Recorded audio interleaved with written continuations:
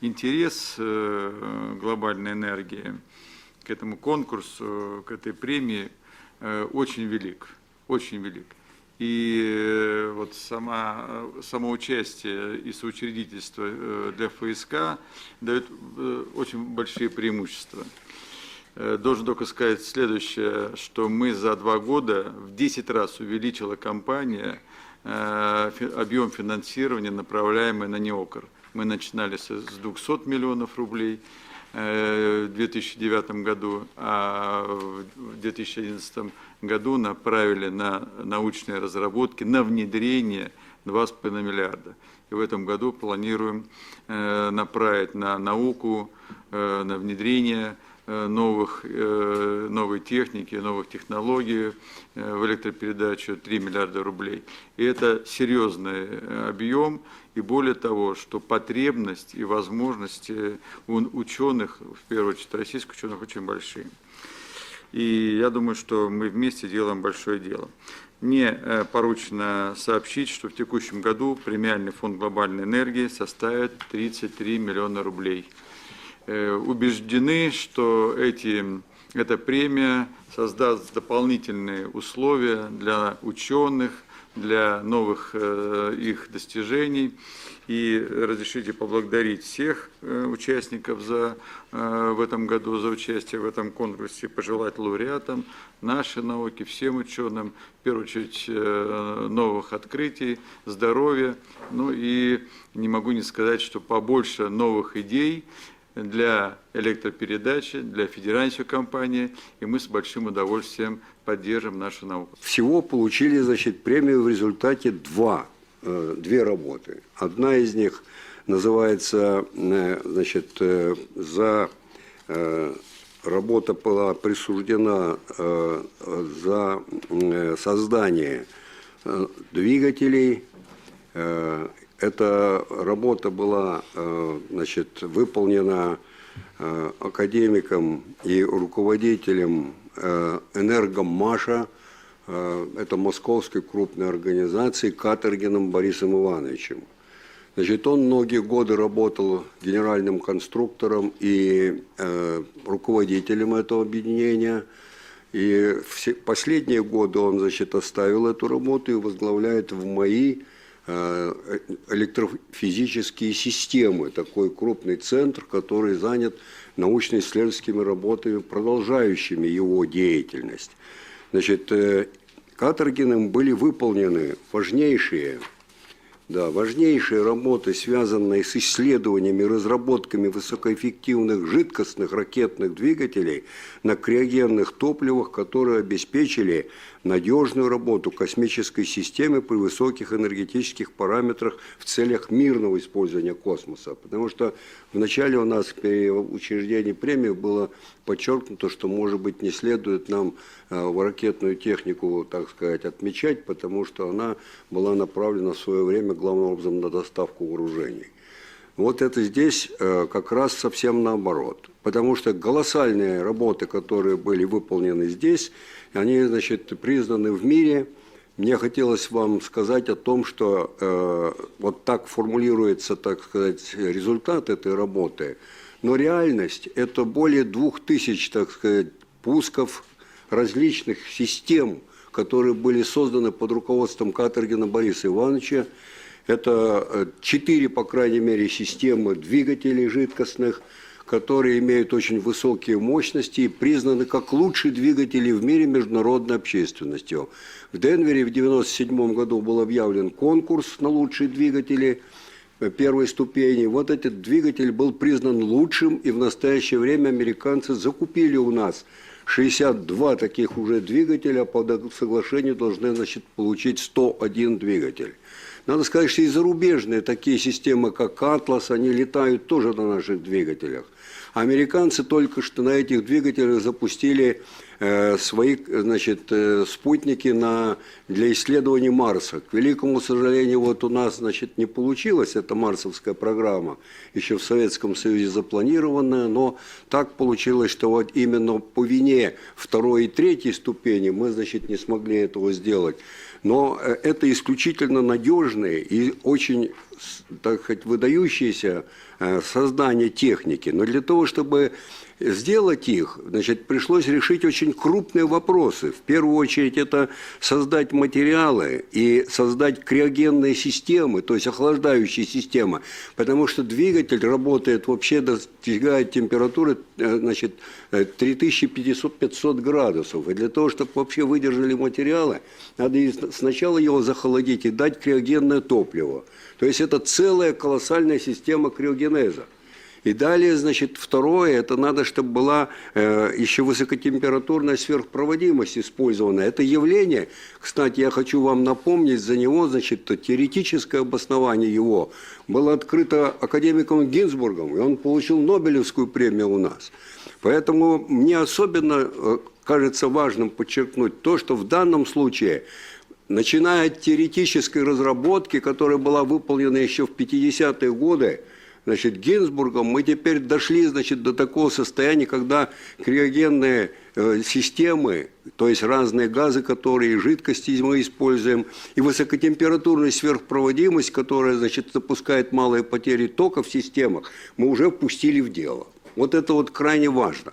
Поэтому я дальше не хочу ничего продолжать, но могу только сказать, что здесь вообще, значит, никаких сомнений о том, что эта работа выдающаяся, и что она действительно подводит итог 50-летию, допустим, прорыва человека в космос и, по сути дела, создания новой космической эры, это факт.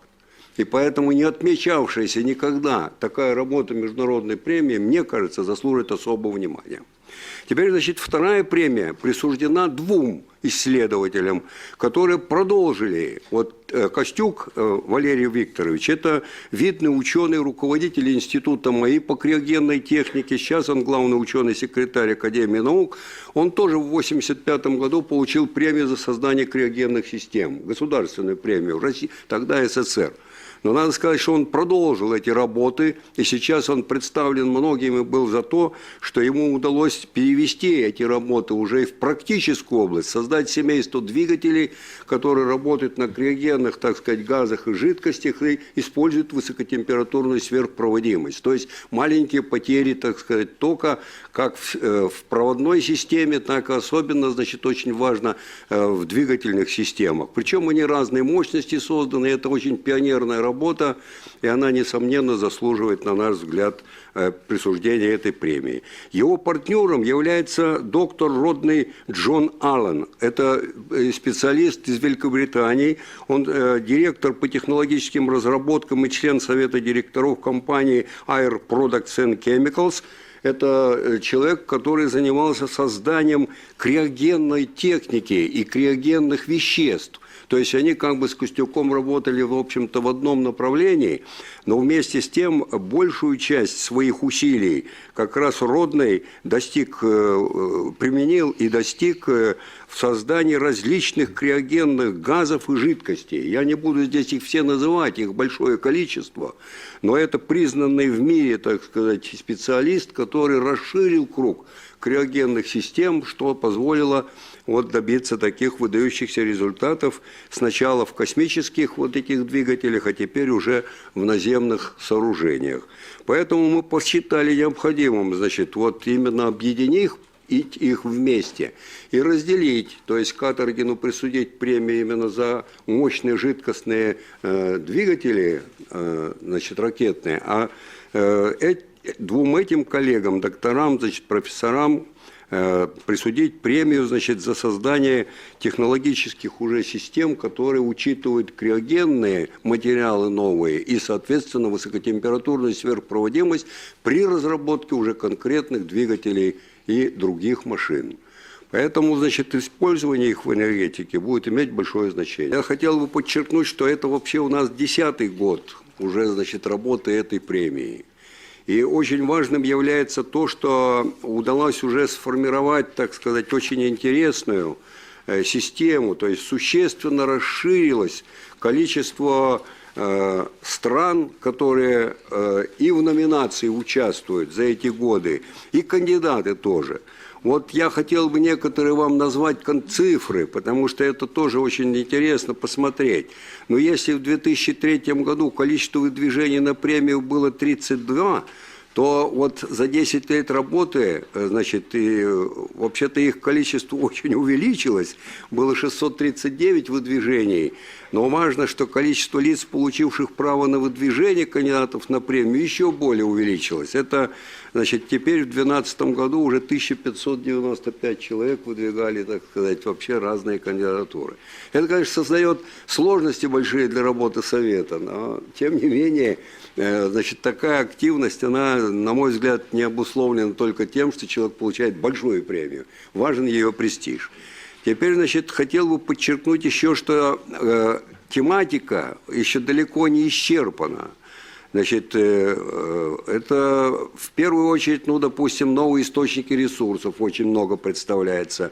Новые методы преобразования энергии, вот то, что мы сейчас, значит, показываем. Возобновляемые источники энергии, это солнечные, там, сланцы, в общем, так сказать, в твердых сланцевых породах, газ и так далее. Разработка месторождений в трудноосваиваемых зонах, шельф Арктики и так далее. Далее, значит, интеллектуальная система управления, эти умные сети, так сказать, вот то, что сейчас уже находится на слуху широко в мире. Эффективная система аккумулирования энергии, то есть очень много ионных батарей, значит, различных вообще источников тока, которые идут и в телефоны, и в разные, так сказать, массового производства изделия. Поэтому далеко мы не исчерпали еще все, так сказать, возможности представления премии за эти очень хорошие разработки. И естественно, что мы будем их далее, так сказать, отбирать самым строгим образом, но не отмечая, в общем-то, может быть, такие, которые уже не многократно, а раз или два отмечались. Вот в частности, по атомной энергии, значит, мы отмечали уже 2 работы. Но, значит, сейчас все равно продолжается предложение по очень быстрым реакторам, по замкнутому циклу. То есть опять есть такие возможности серьезно рассматривать эту проблему. Количество стран, которые участвуют в номинационном процессе, значит, в 2003 году было 70, сейчас 49 стран. То есть очень, так сказать, много участников. И вот я бы хотел еще подчеркнуть количество, так сказать, награжденных. Но это вот у меня полный список, я обложился здесь бумагами, чтобы не ошибиться. Значит, всего, значит, у нас, ну, без этого года имеется 24 лауреата этой премии. Значит, сейчас, если мы уже, так сказать, можем сказать, что мы добавили 3, то у нас будет 27 лауреатов премии, значит, а вы представляете, что 49 стран участвуют, то есть это, причем это страны крупные, и Япония, и Соединенные Штаты, и Германия, и вся Европа практически, и, в общем-то, теперь и Азия появилась. Впервые, значит, ну, не впервые вот японцы, а вот китайцы появились впервые, понимаете? Потому что в Китае тоже очень быстро развивается такого рода работа. Ну вот, во-первых, я бы очень хотел поздравить, значит, вот наших коллег, ученых, которые действительно сейчас получат эту премию.